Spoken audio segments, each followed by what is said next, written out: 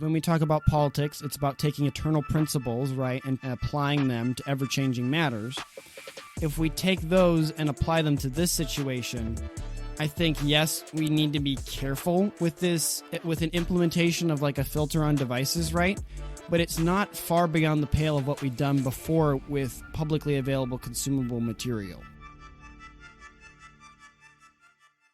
Good morning, Idaho. Welcome to the Local Yokel Idaho podcast, where we talk about what is going on in the wonderful state of Idaho. Today we have a fun show from guns in schools, a hangar collapsing, to chariot racing in eastern Idaho. It'll definitely be running the full gamut from serious to entertaining. Hey, glad to have you here today. Please join us for the morning banter, where we chat with you guys a little bit before we get into it. But I understand if you're short on time and prefer to skip the banter, use the timestamp down in the description to jump straight over to the stories. For all of you that stayed, thank you. Hope you all had a wonderful week, especially with the amazing weather we had, with it almost being like, I think we got like 63 over in Emmett. And then Friday, the day I'm recording this, it was almost like 50, 55 or something. It was beautiful. And then we had the nice refreshing rain on Thursday. It was just awesome. And also with that refreshing rain, I had some interesting things I went and did. But before I get into that, I don't want to leave John out of the conversation. He is the editor for the podcast and will be co-hosting again with me today. Yep, I'm here once again. I'm doing pretty well. Did enjoy the Indian winter, I believe is the expression. Indian summer. Indian something time of year. Right. Or there's that, like, what is it called? Like El Nino winter or something? You'd like to think I would know these things because I've experienced them before and heard the term. But, I don't know things. That's okay. Just like last week, you would think I would know finger steaks for something invented in Idaho, but I didn't. Yeah, I don't know.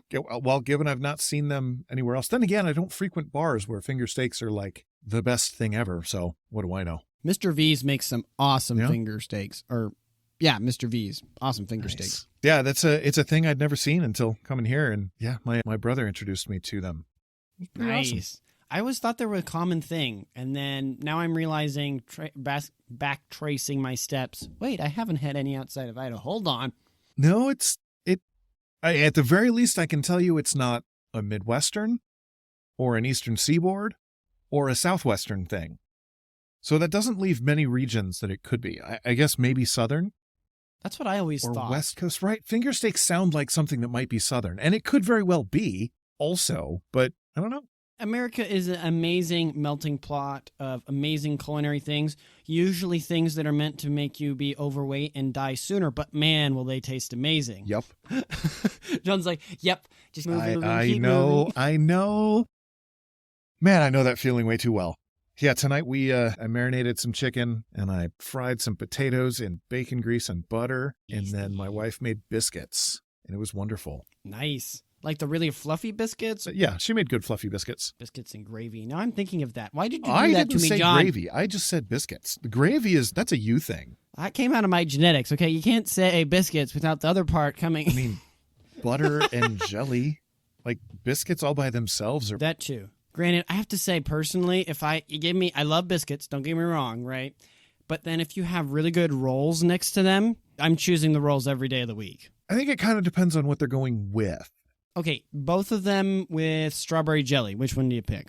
Well, so I think it depends on like the other foods they're going with. What if let's go more standardized then. It's breakfast and you've got scrambled eggs or fried eggs or whatever type of egg thing you like. And you have the option for your, I don't know, carb or gluten tortilla. In my case, option. Are you going to go with the roll or the biscuit? Tortilla. Oh, come on. I'm sorry to pull option C. No, don't do this to me. But I'm going tortilla. There's not an option C. I created an option C. And then on your tortilla, you put some jam and your eggs and your protein. Oh, no. No. Dude, nope. Stop that. Nope, that is the way to go. Tacos are for lunch, dinner, and That's not breakfast. That's a burrito, sir. No. You. Watch, me and John are going to argue. We don't argue a ton on our politics. We don't argue a ton on geopolitical. But when it comes down to what you do with that I'm just saying, man, yeah. You need to travel down to the Southwest and enjoy you some good breakfast burritos. And then you go down to Texas and you can enjoy yourself some good breakfast tacos. It will change your life, let me tell you. Well, don't get me wrong. They taste great. I've had some, right? But It's like saying, oh yeah, sweatpants are comfortable, but that you don't wear them to a ball. Like, there are roles here. There are preset, like this is for that and that is for this, and tacos are not a breakfast food. Because you put all of the breakfast food in the burrito, and then it becomes a breakfast food. Oh, no, it doesn't. It totally works. John's like, I stand on this hill. I dare you to come up. This is your show, and so I can be wrong, but I'll just be over here being wrong, and that's how it's going to be. Hey, I know it's my show, but I still want you to give your factual opinion. This is fun. Well, yes, okay? and that is, like I'm saying, these are facts. I'm spitting facts that tortillas are for breakfast. No, but I guess speaking on food, and I kind of teased about it earlier, I went out and exploring with grandparents on Thursday. Went a little bit more west northward. We first started off over there in Weiser, which if you haven't been, I think I may have recommended it a couple times in the show. It's a wonderful thing to go with the family and the kid, or with someone else to just go explore. We went by a couple of thrift stores there. There's one place right at the corner. I think it's First and something, but we went into the People's Furniture place, and that thing from the outside, you can't tell, but it's massive. I swear the only reason it could be that big is because everyone in the area, that's just where you go to get your sofas and your washing machines and everything, and so it's just the one-stop place. So it had an upstairs. Yeah. This is overlooking the main level. That's a lot of couches, not going to lie. And then over here on the left side, there's more stuff. I was gonna say, that's all carpets right there. Side, is that just in the middle? So yeah, this kind of divides, and then it goes more over here on the left, and then on the far right, there's a bunch of love seats. Yeah. Is that what they're called? Or recliners? Oh, no, recliners. Okay. They had a bunch of recliners over there, and then you have your rugs and stuff there. And then I don't think I got a photo, but then on the other side of all these mats and rugs and stuff, they had another thing with stoves, refrigerators galore, and washers. And where did you say huge. This is? Weiser. Huh. It's People's Furniture. All right. Yeah, it was huge. And the people were very polite and nice. Obviously, we were just looking at stuff. We weren't wanting to spend furniture money. And so we weren't buying anything, but it was just really cool to look around there. Huh. That's cool.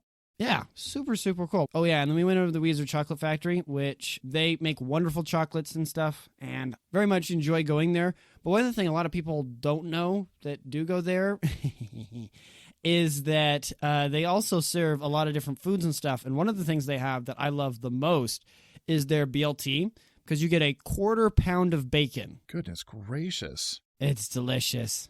That's an impressive sandwich.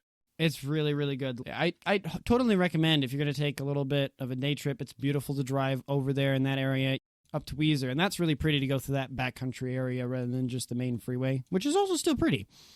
And then the last place we did after we went over there to the Weiser Chocolate Factory, there's one coffee shop, Dude's Kitchen Coffee Shop, which they have a ton of plants in there, and it's really beautiful atmosphere. But the biggest thing that I love is they kept the old pressed brass or whatever metal ceiling that was in there, the original building ceiling. And it adds such a cool element to the place. Nice. That's awesome. Yeah, plus the coffee's good. There you go. But one thing that did stand out to me is this is just over the border in Ontario, John. Wow. $3.29, huh? For fuel. And the Pilots or whatever gas station there next to the freeway, it was even higher than that. It's just over the border, which I'm guessing that comes with all the taxes and stuff. But that blew me away because the average price of fuel here is $2.80, I think, right? Not much. Yeah, we're down pretty far. Right, so that's almost a 30 to 20 cent. Yeah, all right. I guess we have better prices than Oregon, which, that's a good thing.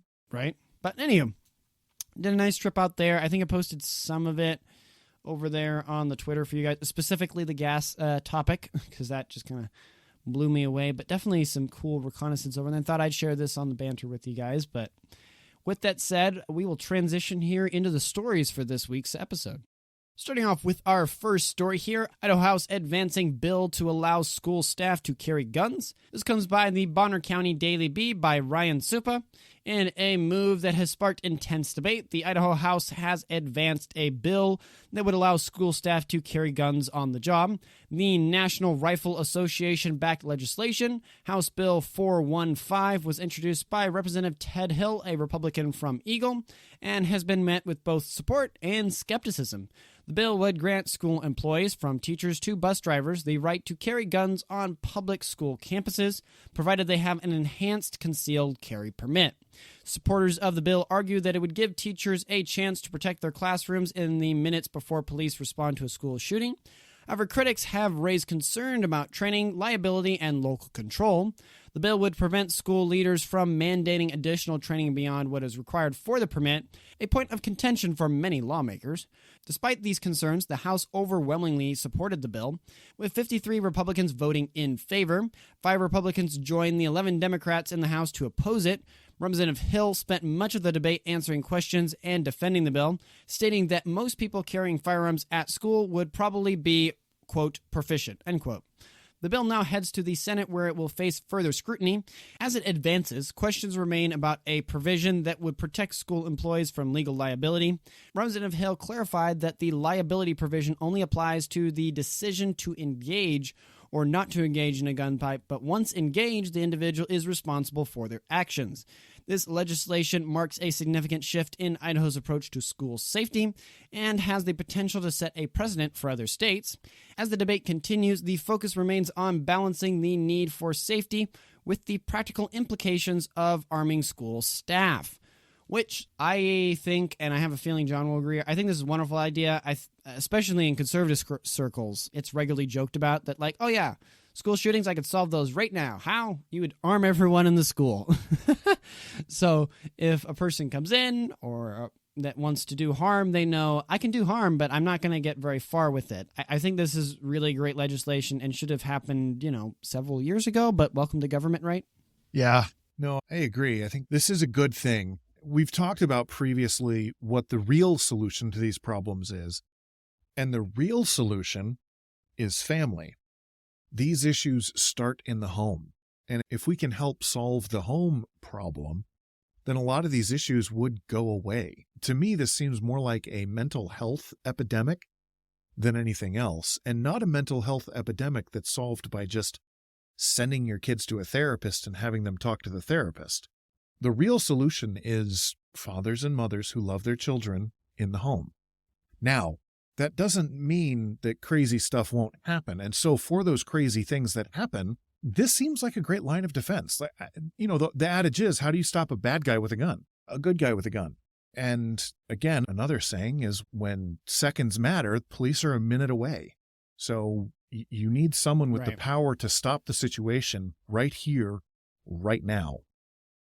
And if we don't trust our teachers, then why are they in our schools in the first place? Well, that gets into another issue. I will give the grounds that our public schools teachers aren't the most favorite people right now in our society, especially on the conservative side. I do hopefully have faith that the ones, obviously, because here it's not that it's saying, oh yeah, if you're a school teacher, you now have to legally carry a gun. No, it's saying if you want to, you have your enhanced concealed carry permit, then you can do it. Which I would argue most of the people that are, 1, interested in it, and 2, will go through the effort of getting that concealed weapon permit, either have a lot of experience already shooting guns, because welcome to Idaho, or 2, they're getting them for the right reasons. Most of the time, if it's a person who doesn't like guns, or this idea or this bill or legislation is all that's in the school, I have a feeling they're not going to. Obviously, there's also the legal ramifications if they use that gun wrongly, but like a lot of situations, sometimes the best thing to do is have a strong posture that even though you have the gun, right, it's just the presence of seeing that gun on someone's hip or knowing it could be there, right, that can make the difference between someone trying to do something or not. Yeah. Yeah, no, I agree with that. So in any case, I think this is a great bill. I'm glad to hear that it is moving forward in the House. Granted, as I am saying this with John, I am going to go quickly look up the 5 Republicans that did not follow rank. So I feel like that would probably be some relative information for those people that those are your constituents. Some people might say I'm zeroing them out, but I would more say that I'm just showing what they've done. Well, it's important for us as voting citizens to know what the people who are representing us actually think and actually believe. Because a lot of people can say one thing and then act in a completely different way. And so I'd be curious as to the reasons that people didn't vote that way. And that's where knowing who didn't vote for these policies would be good, so that you can go ask the person, hey, why didn't you vote for this? You had a reason. What's that reason? Right. So first one is Representative Lance Clow, CLOW, Republican from Twin Falls. Dory Healy, representative from Boise. Representative Jack Nelson from Jerome. Julie Yamamoto, Republican representative from Caldwell. And then lastly, Greg Lanting, representative from Twin Falls. They voted against it. Let me see if I can quickly pull up the reasons. Jack Nelson, for example, expressed concerns that the bill would not work uniformly across different districts, suggesting that what works for one district may not work for another. Kind of a bit of a lame answer on that part. Yeah, it's a great reason, but it's a reason. So there you go. Now you know more things about your representative and how you may or may not want to vote in the future. I will close on this note, but I'm not surprised that Julie Yamamoto voted that direction. If any of you guys are keeping up with that, she's not doing too well with the Republican Party in the state of Idaho lately. But that's a different story for another time. Keeping up with possibly lethal things, we'll move over to our next story, which is Boise Airport hangar collapse. 3 fatalities confirmed and 9 injured. This comes by the Boise Deb by several authors. In a devastating incident at the Boise Airport, a hangar under construction collapsed, resulting in the tragic loss of 3 lives and leaving 9 others injured. The Ada County coroner has identified the victims, all of whom died from traumatic blunt force injuries sustained during the collapse. The accident, described as fairly catastrophic by the Boise Fire Department's Division Chief of Operations and EMS, Aaron Humley, occurred while approximately 30 people were on the site. 5 of the injured were reported to be in critical condition. The scene was chaotic as first responders arrived, with some rescues described as, quote, challenging, end quote, involving hoists executed by the Boise Fire Department's technical rescue team. Craig Durnett, one of the victims, was listed as the director of Big D Builders, the general contractor for the hangar project. According to the state of Idaho's business entity filings, Big D Builders, a family-owned Idaho business, expressed profound pain and sorrow, extending gratitude to the community's first responders, and committed to working with OSHA and others to determine the cause of the structural failure. The hangar was being constructed for Jackson Jet, with the city of Boise owning the site. Jackson Jet officially has expressed their focus on supporting their team and partners during this difficult time. The investigation into the cause of the collapse is ongoing, with OSHA on site and federal law allowing for a 6-month investigation period. As the community mourns the loss and supports the injured, the focus shifts to understanding how such a tragedy occurred and ensuring the safety of structural sites in the future. Our hearts go out to the families and friends of those affected by this tragic event, which I try to keep up on the news, obviously, here in the state of Idaho, because, it's kind of my job slightly. And this is one of those rare times where, I'm doing different stuff throughout this day and things, but I was over at some friend's house over in Jim County, and I opened my phone to look at some stuff and check Twitter, and this had literally just happened within like 30 minutes or whatever and was blowing up. Obviously, very sad to hear about. Just crazy. Have you seen any of the footage, John, or heard about this? I heard about it. I didn't read about it, but yeah, it came across my feed. Man, this one just sucks. I don't really know what else to say. It's a tragedy, and it sucks for the families. It sucks for the company. I hope they can get to the bottom of it. You certainly want to find the person that is responsible, if for no other reason than to know how it happened, so we can avoid that thing happening again in the future. There have been, honestly, that's how the code books have been written, is, oh, this tragedy happened. How do we avoid that in the future? And so then a code is written to say, well, don't install it that way, because that way broke. And it hurt people and damaged things. Right. So silver lining, I guess, is my hope is that out of this, we understand why the failure happened, and we can change our process or our codes or something in such a way as to make sure that doesn't happen again. Or we realize it was a freak accident, and accidents happen. Jobs are dangerous. And I mean, it may sound kind of callous, but maybe it just is what it is. And we can't regulate. Like as human beings, you cannot legislate out there being danger of bad things happening. Safety is not guaranteed. Right. So yeah, we want to have rules and regulations in place to help people be safe, but I don't know. I'm curious to see what comes out about why this happened, and if there will be changes in the future for codes or building means and methods. Right. And I do want to springboard off that point. And right, some people could take it as being calloused. And I mean, for the record, thoughts and prayers go out to the families and people involved in this, right? It's sad, especially for those that have died, right? From my Christian perspective, I pray that they knew the Lord, we'll put it that way. But going on, I guess, more to, moving forward to the future, right? Looking for a vision, learning from this, right?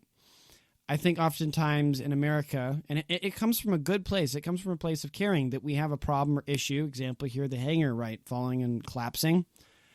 And then people who like regulation, we'll put it that way, catapult off that tragedy or whatever else to write a whole bunch of other code and legislation and this and that, right? Not to say I don't think they're going to go too overboard because of the hangar. But we have this issue of like, oh, problem happened. Okay, we got to regulate that, manage that, has to be inspected. This has to have a wait period or whatever else, right? And cool, we're doing it on the guise of safety, but there's also the fact that, which you pointed out, I think very well, John, we live in a fallen world. We live in a broken world, and there's dangers and there's risks in everything we do. When you drive down the freeway, you're more likely to get in a wreck than if you flew the plane every single day. But most people don't really think about that because it's something they do a lot. Similarly with this, obviously, yeah, this is horrible. This is bad. It's sad. And if there is something reasonable, right? You cannot solve every problem. And as someone who's in the construction and design world, we have increased the cost of a lot of construction by trying to legislate out danger, risk. And a lot of that is a good idea. In some places, it goes too far. And so my hope is, again, bringing it back to the current situation, my hope is that we figure out what happened. The proper people that carried the proper insurance pay out to the proper people so that, yes, loss of life is tragic, but we hope that the families that they leave behind will be taken care of. Right. And then moving forward, I hope that good decisions are made to either solve what problem might have been there or to be able to identify risk and know that it exists. Putting a bow on all that, right? Lessons to be learned with everything, right? Question is, how do you learn those lessons? What lessons do you learn? And pulling that all together. Our thoughts and prayers, obviously, with the families and the friends of those passed, and that we also pray that those that are injured, right? There's 9 injured right now. I think a couple of them are in critical state, that they would be able to recover, that the doctors would have wisdom and they would have skill in helping those men and women, if there were any women at the site, to recover and be able to go back to work. Because at the end of the day, God has made us to work, and it's a good thing. We just have to be careful when we're doing it. But moving into our next story, a little bit of a blast from the past we've talked about at a time that was definitely unregulated. Bayhorse, a glimpse into Idaho's rich mining history. This comes by the Boise Dev by Ann Daly. Tucked away in a canyon within the land of Yankee Fork State Park near Chalice, Idaho, lies the remnants of several ghost towns, including Custer, Bonanza, and Bayhorse. Once bustling with activities, these towns now offer visitors a unique window into Idaho's rich mining history. Bayhorse, in particular, stands as a testament to the state's mining past.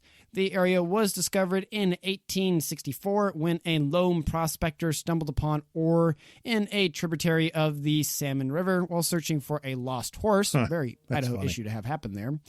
This discovery led to Bayhorse becoming one of the wealthiest silver discoveries in the Idaho Territory in the 1880s. By 1885, so 5 years later, Bayhorse had transformed into a thriving mining town, boasting a population of 300 residents.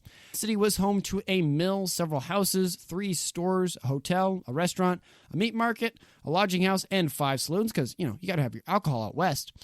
A refinery was also established, allowing silver to be shipped out in bars. The town's charm lies in its preserved architecture, offering a tangible connection to a bygone Western era.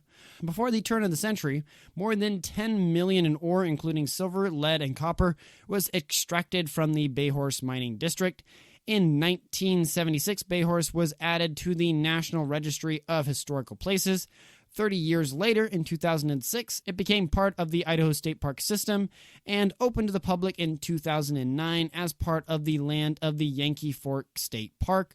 Today, visitors to Bayhorse can step back in time and experience firsthand the legacy of Idaho's mining heritage. Which, I know me and John, I think it was, like Boulder or something mine that's up there in northern Idaho that's coming online. We've talked about it here on the show, how much we're excited about that, bringing this mining back. So I didn't know about this. Obviously, this mine, it became open to the public in 2009. I haven't gotten to see it yet, but I don't know about it. I'm definitely going to put it on my map to go check out. Yeah, that's awesome. I haven't done any reading of the mining rush, I guess you could call it, here in Idaho, but it's a really cool part of our history. And I'm excited for my children to learn about it because they'll tell me about it. There's a reason we're called the Gem State. Yes, we have our potatoes, but we at one point, and I think we can get back to it, that we produced a ton of different ore and materials, and it's all waiting here, especially if we're talking on the renewable front. I know I've talked about it here on the show before in the past, but we have a ton of uranium and thorium deposits and lithium here in the state of Idaho for all the tree huggers out there, right?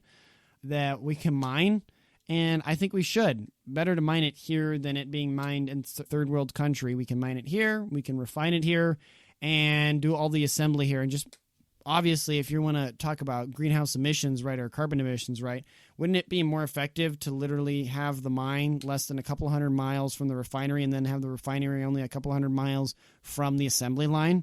I think that makes way more sense. You'd like to think so. Right? But welcome to the 21st century, where we love to ship everything around the globe. Yeah. It's interesting when you start talking about where things happen. You build a widget in China that gets shipped to the U.S., which then gets shipped back to China so that it can be shipped back to the U.S. What are we doing here, guys? One example of that is I was hearing about like some skateboards and stuff for like the wood, obviously, right? It'll get cut in like Canada, and then it'll get shipped to China to process. Then it comes back, and then it finally gets assembled and put together so that it could be said it's assembled in the U.S. Because this is how we do things. But that looks like a really cool thing to go see, and I'm definitely going to have to put a note down there to go fly the drone. If I can, I'll have to check the airspace, because state parks, national parks, they don't like drones, and I don't like them for doing it. Hey there, since you made it this far, you probably enjoy the show, and that probably means you want to keep up with all things Idaho. So don't forget to hit the subscribe button or follow button on YouTube, Rumble, or Twitter. That way you don't miss out on any of our future content about Idaho. Not to mention, if you found our content valuable and think it might benefit others, please like and share it. We have short clips from the show on our YouTube, Rumble, and Twitter accounts, which are perfect for sharing parts of the show that you found important or valuable with your friends and family. Your shares and likes can help us spread the word about our beautiful state. Also, for our audio-only listeners on platforms like iTunes or Spotify, we'd love to hear your thoughts. Please rate the show and leave us a review. Your feedback helps us a ton to improve the channel as a whole. Thank you for your support and for being part of the local yokel Idaho community. Together, hopefully, we can keep Idaho informed, engaged, and involved in this wonderful state. Now, let's dive back into the show.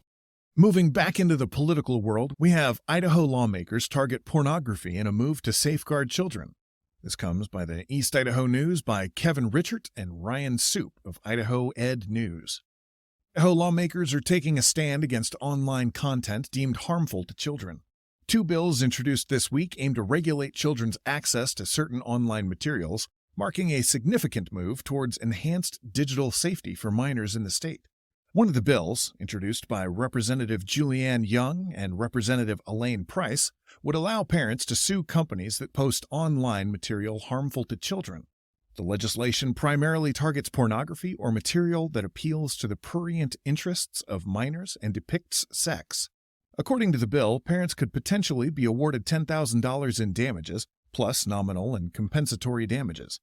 The second bill, Senate Bill 1253, sponsored by Senator Kevin Cook, would require cell phone providers to automatically activate filters against obscene materials when the phone is registered to a minor. This bill aims to provide an additional layer of protection for minors against explicit content. To avoid lawsuits, entities would need to implement age verification systems on their websites. However, news organizations, internet providers, search engines, or computer manufacturers are exempt from liability for merely providing internet access. These bills follow similar legislation passed in other states, such as Utah, where a popular pornography website, Pornhub, cut off access to users following the law's enactment. As Idaho lawmakers push for these new regulations, lawmakers are sending a clear message about its commitment to protecting minors from harmful online content. Which we have talked about this a bit, but this week kind of a different twist, and so I thought we'd throw this in here to talk about this. Obviously, we have two bills here we're kind of looking at. The first one, I think, is a great idea. It's just purely saying, hey, if obviously, number one, it's a standing law. If you like it or not, that's a different thing. You got to change, right? But according to state law, you can't show a minor pornography. And this is just giving it, from what I'm seeing here, some more teeth that parents will be able to go after companies. So in theory, it incentivizes companies to be like, hey, cool, show it to adult, but you better darn well make sure it's not going to a minor. Yeah, which makes sense to me. Right? Rather than it being a legal thing where a person's like, yeah, you have to go through all these hoops and everything, rather making it being like, nope, they can totally go after those damages. Or up to, anyways, a potential $10,000 in damages. Yeah, which is not a small amount. And I know legislation like this, like the article we just read said, I know legislation like this has stopped popular websites that depict certain things, and that's a good thing. That's a good thing for those websites to no longer operate. I would love that to happen here in Idaho as well. It would be great. And even if someone, I mean, here again, I'm kind of playing the devil's advocate a little bit here, and I don't agree with this position, but if you're a person who says that pornography is a necessary part of life or whatever, or something along those veins, I'm really not good at giving this argument because I do not hold to it at all.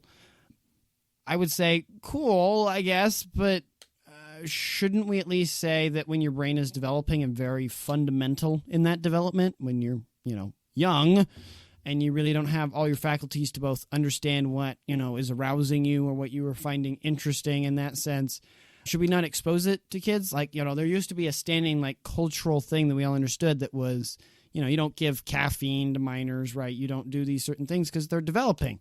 Obviously, when you're sitting there and you're 30 or whatever else and your brain isn't, developing as much, then yeah, I could, with other drugs or substances, right, that affect your brain, if you purely want to look at this on the physical, right, the materialistic perspective, then you have more of an argument there.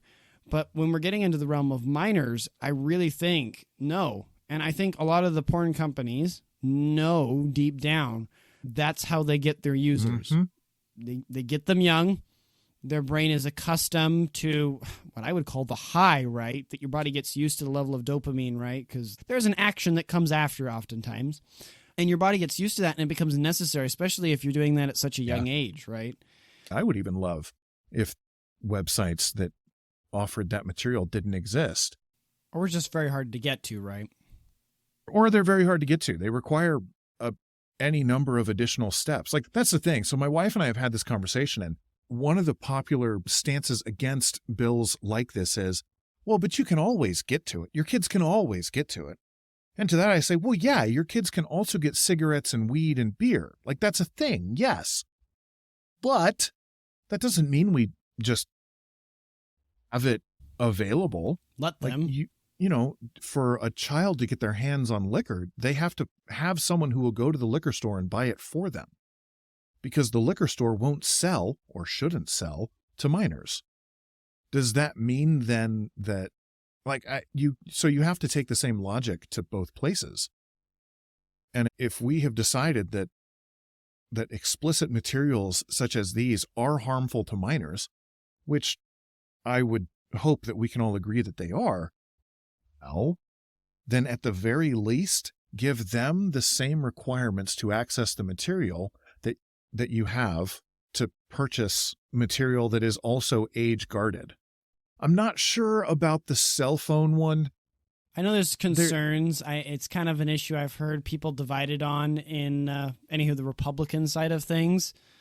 Yeah, it makes me a little nervous whenever we're talking about automatically activating things, because now we start talking about getting into a nanny state, and that makes me a little concerned. Because if we can say that for minors, you can also say that, well, we, the government, have deemed these websites to be harmful, therefore you can't access, I don't know, the Daily Wire, the New York Times, ESPN, you name it. If we deem it harmful to you, well, you can't access it. And if we have laws that give precedent, then we're going in the wrong direction. So let me play a little devil's advocate here. Here's my argument. We'll take away the internet. We'll go back to a world where internet doesn't exist, right? Back in the day, it was fully, in a sense, legally acceptable that the state could be like, hey, these are acceptable things to be printed, right? To be available at public libraries. These are the things that you can have, in public newspapers, right? And if it's explicit, right, states had laws that those newspapers had to be in the back or covered, or you have to specifically ask for them, right? With like Playboys or different things. That those newspapers, those books and things, those are information, right? And the legal or the civil authorities, be it if you want to call it at the federal, if you want to call it the state level, right? I have no doubt it probably varied throughout the decades in a sense, right? We're in a sense censoring and saying this is good for society, this is bad for society. And they ruled accordingly within that medium. Now, did they sit there and outright ban those things? No, Playboys were around and other stuff, right? You could get those materials depending on some states. They were more lenient. Obviously, the first one that comes to mind is Vegas, right? You had certain institutions you could pay to go into, right? To firsthand experience those things. But we didn't have an issue with that.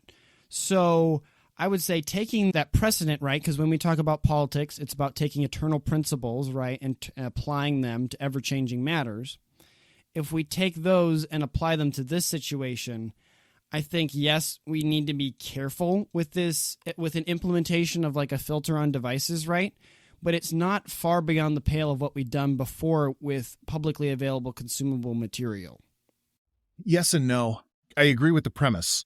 It's when we start going down the road of saying that the government can automatically put a switch in a thing to filter out what can and cannot be allowed, I guess. Well, here's the thing. Let me read it real quick. Yeah, please. So we'll go word by word here. Would require cell phone providers, underline that word, cell phone providers, to automatically activate filters against obscene materials when, there's another keyword, when the phone is registered to a minor. So when that minor goes in to get a phone, right, and the ownership of the phone, obviously they could steal their dad's phone or something, but, that's similar to dad brought alcohol and you didn't properly lock it away, right? Similar situation. I think that's, the kid's going to get the dad's phone. Well, that's the parent being stupid. Key thing, when the phone is registered to a minor, and it's not doing by the state, it's being encouraged by cell phone providers. So the state...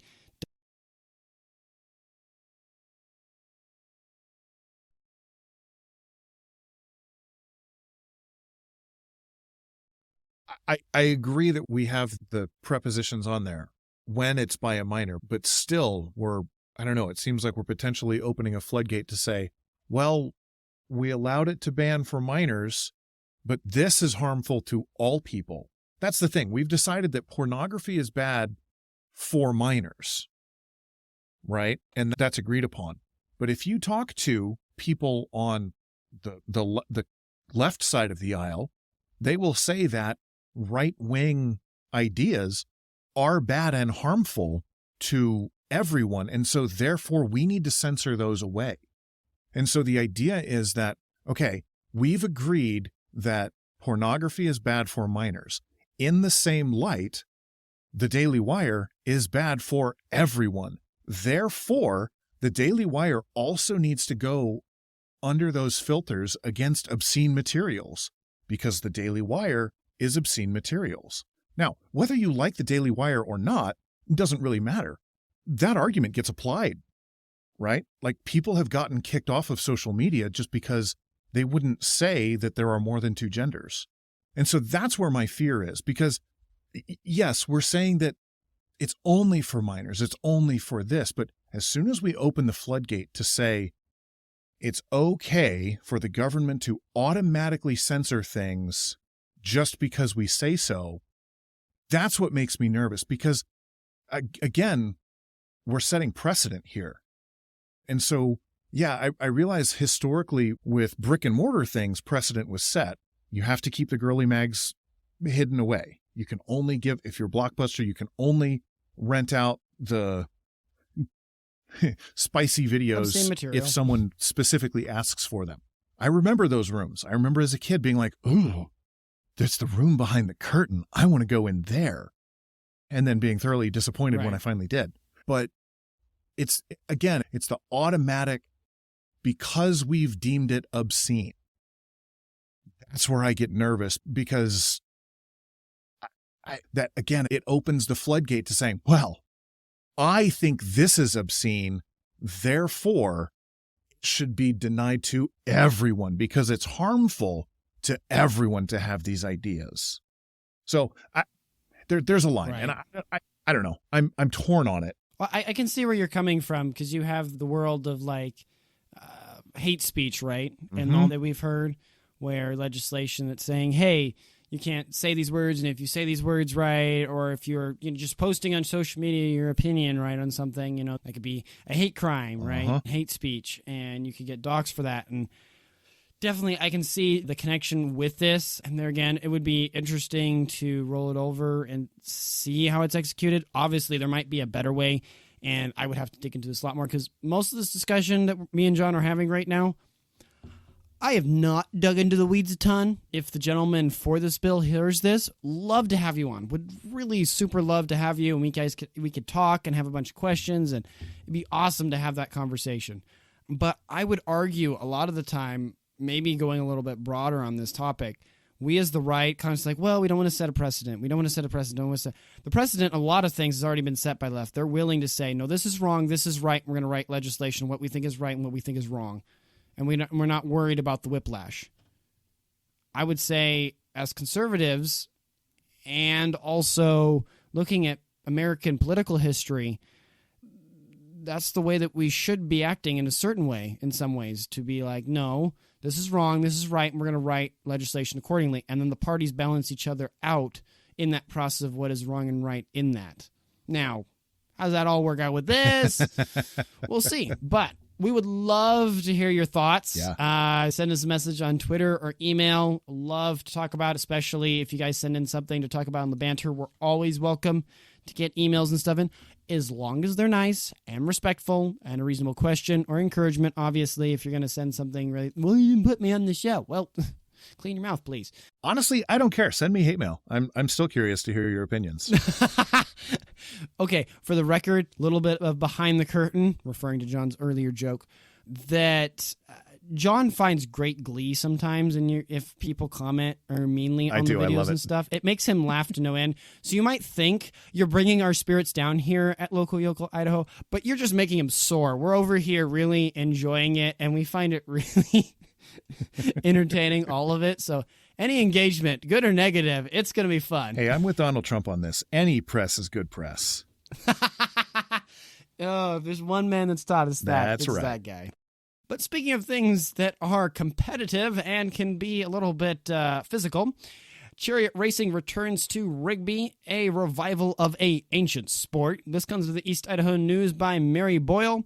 We have a story here that is a very fascinating one about a sport that's racing back into the hearts of Rigby residents, chariot racing.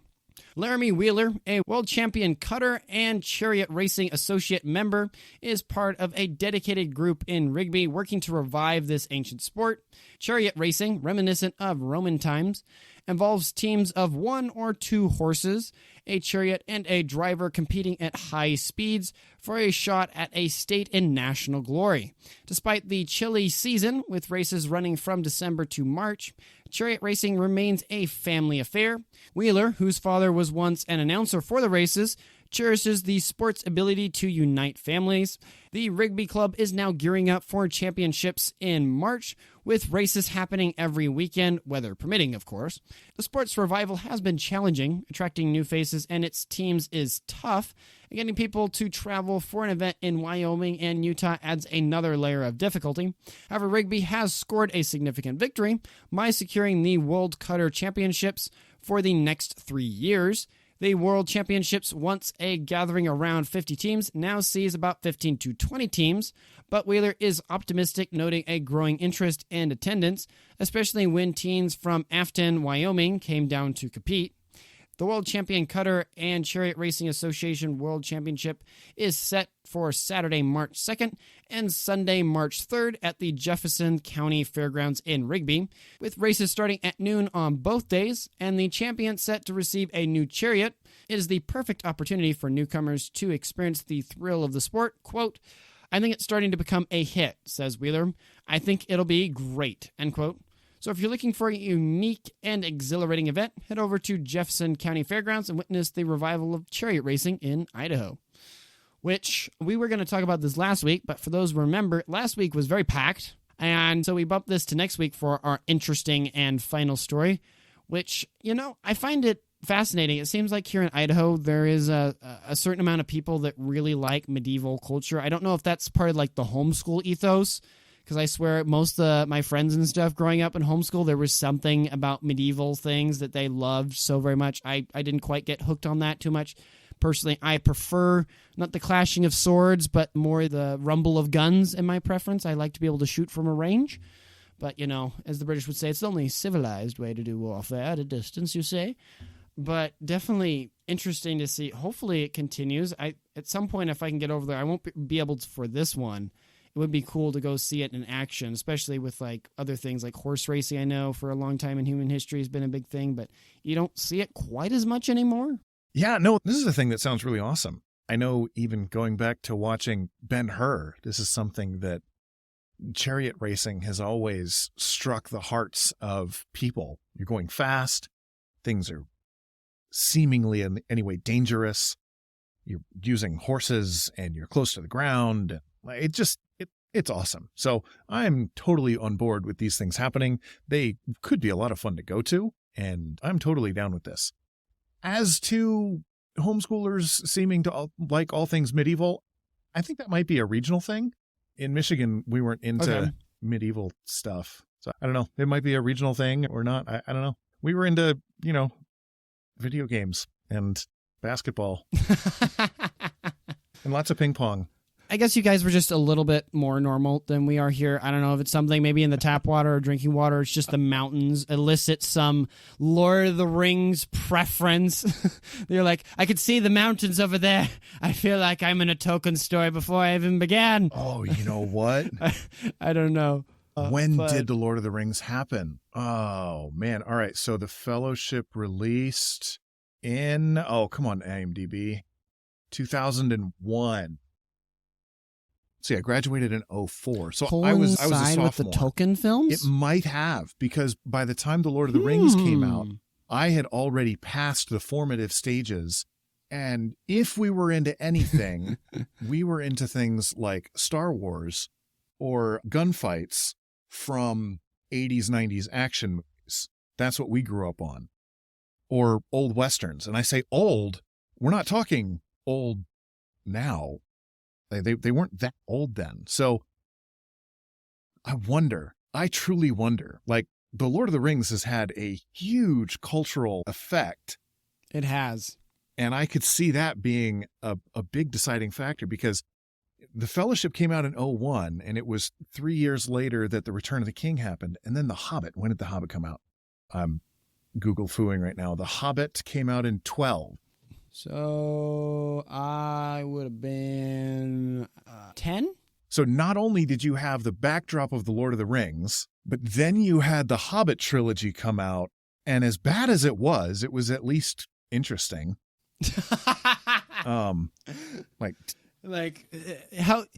sorrowful of a film it was, it was still decent. Well, I don't even know if I'd go that far, but they were movies that people watched. No, in my opinion, they're... John's like, I'm not giving it inch here. No, they're terrible. Don't give it credit. They are really bad movies, and I could talk a lot about how bad and why, but I'll just suffice it to say that I think they're just really bad movies. But having said that, you had The Lord of the Rings, and then you had the Hobbit come out, and I could see that having a huge When did impact. the Narnia films start coming out? Oh, that's another one. Did it come out about the same time? Did it like double layer it? Because, yeah. So Narnia was 2005, The Lion, the Witch, and the Wardrobe. That came out my freshman year in college. So, yeah. If you ask me, like, you've got your big series, right? You've got Lord of the Rings, right? Maybe Narnia you put in there. You've got Star Trek. You've got Star Wars. Those are the big ones that come to mind off the top of my head, right? You've got all those. Here again, oddly, somehow I missed it. The decade that was all about medieval things, right? As me and John are talking about and realizing now. It skipped me because I have no fascination with it whatsoever. But Star Wars, oh my goodness, I gotta love that. Or films about, what is that one? I'm trying to remember the name of it now. It's set during the Revolutionary War, and it's about a dad that originally doesn't want to be involved in the war. Oh, The Patriot. Thank you. Like, that right there. That was my childhood. Those were my films. I love that. Like, the American Revolutionary War, Star Wars, right. That was my thing. So I've only probably watched the Lord of the Rings films once, each one. That's interesting. Coming back to chariot racing, though, we love tangents here at Local Yokel Idaho. If you couldn't notice, maybe we should make a paid thing where you guys can listen to us go through everything. But yeah, I think this is super cool. I feel like there aren't enough horse-based like events or things or sports going on anymore. They used to be a big part of human culture, it seemed. And I don't know what happened. My guess is that there was like a bad connotation with betting, right? And bribery and... Yeah. Also, horses are expensive. This is true. Unless people had them, rather than like today, there's a lot of car racing because... People have cars. Yeah, I don't know if there's more reason than that, but yeah, horses are expensive. Right. And land and maintenance and medicals and all the thing. But if you're someone over in Eastern Idaho, it might be something really cool to check out. And if you guys do, please tag us. If you're on Twitter, if you tag us there, I will make sure to retweet that post if you make sure to shoot a video of it, because that would be super cool to see some firsthand footage of what it looks like over there. And speaking of cool things, thank you for listening to the entire podcast. I sincerely hope you found it enjoyable and valuable. If we missed any important points or provided incorrect information, please feel free to reach out to us by email at localyokelidaho2022@gmail.com or on Twitter by tweeting us at localyokelidaho. With the small team we have, we're not able to cover everything, but we do our best to cover the most interesting and important stories. Thank you for your continued support and assistance. That's all for now, and I wish you a fantastic rest of your week. Godspeed.